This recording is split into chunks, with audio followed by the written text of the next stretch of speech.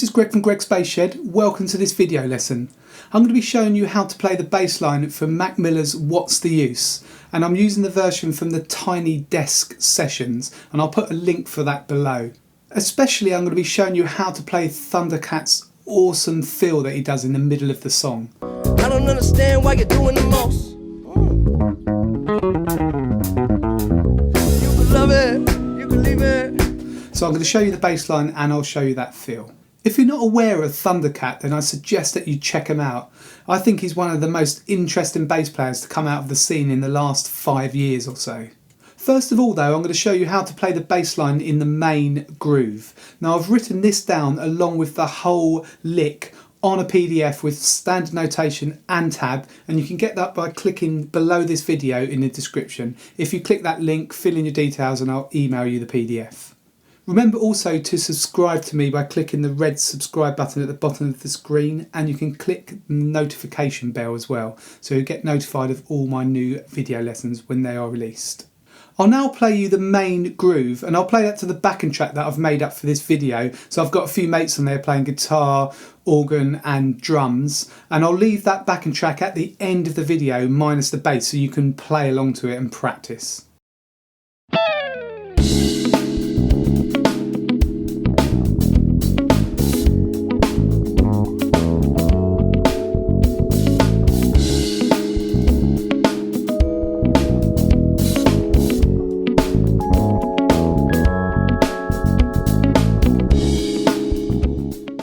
Now the harmonic sequence for What's the Use just uses 2 chords. So the first chord is B over C sharp, so we have a C sharp in the bass for this chord, and then we have F sharp minor 9. So we just have 2 bars of each chord and that just repeats round and round. Now this groove is all about playing accurate notes, playing really tight grooves, so make sure you get the articulation right, which is how long you hold the notes on for, and it's got mainly 16th notes in the groove. Now you only need 2 hand positions to play this whole groove, so I start with my little finger on C sharp, which is the 4th fret of the A string. Now you can use your 3rd finger here, but I tend to use 4 fingers over 3 frets when I'm playing below the 5th fret. So I'm going to play C sharp, B, C sharp. So you could do 3, whatever you prefer really. So that first bar,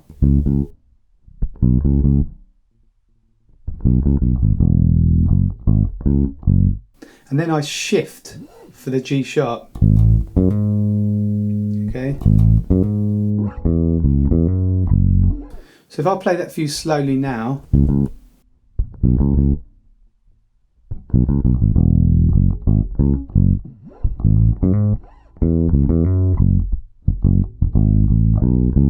So you've got that muted note, and then, so they're hammer-ons. Okay, so make sure you get those hammer-ons and make sure you get the short notes in. So if you look on the PDF, I've got staccato notes, so they're the dots above the notes, so you play those short. So that's the basic riff, and you just repeat that round and round. Now Thundercat does put the odd variation in through the song, which is lovely when you hear that. So have a listen and see if you can hear those. So we'll now move on to the main fill that Thundercat does now when the rest of the band stops. So I'll play that for you now.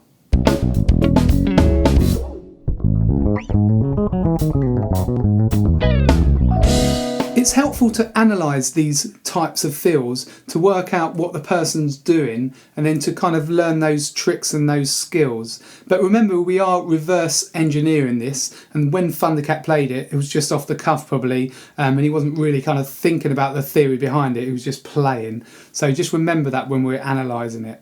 Now the fill's 2 bars long, and I look at it as the first bar as a sort of A major 7 arpeggio, and the second bar I look at as an F sharp Dorian, or we can look at the second part of that bar as a C sharp minor pentatonic.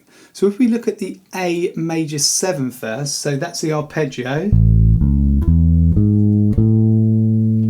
So we've got A, C sharp, E, G sharp to the A, and the first 3 notes, so we've got that's the G sharp from the top, from the major 7. So they're the same notes. but an octave higher with a slightly different rhythm.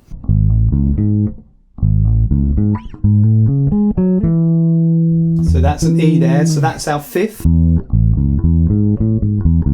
So that's our fifth from the A major 7 arpeggio. So basically we just got these notes first of all. So now we'll look at that second bar and we'll look at the F sharp Dorian mode. So if we start on the 9th fret of the A string with our first finger, that's our F sharp.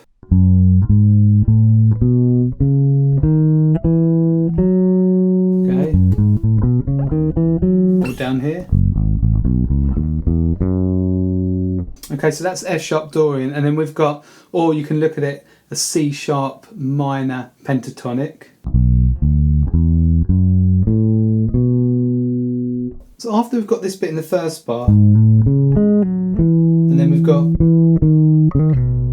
so I'll do hammer on, so C sharp, D sharp, B. That's quite tricky, that to play. Got to play it at that speed. So I've played the whole lick for you slowly.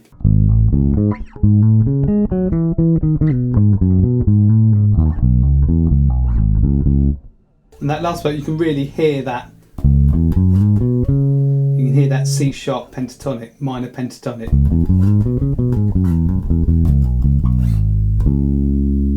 And it returns to the groove on the C sharp.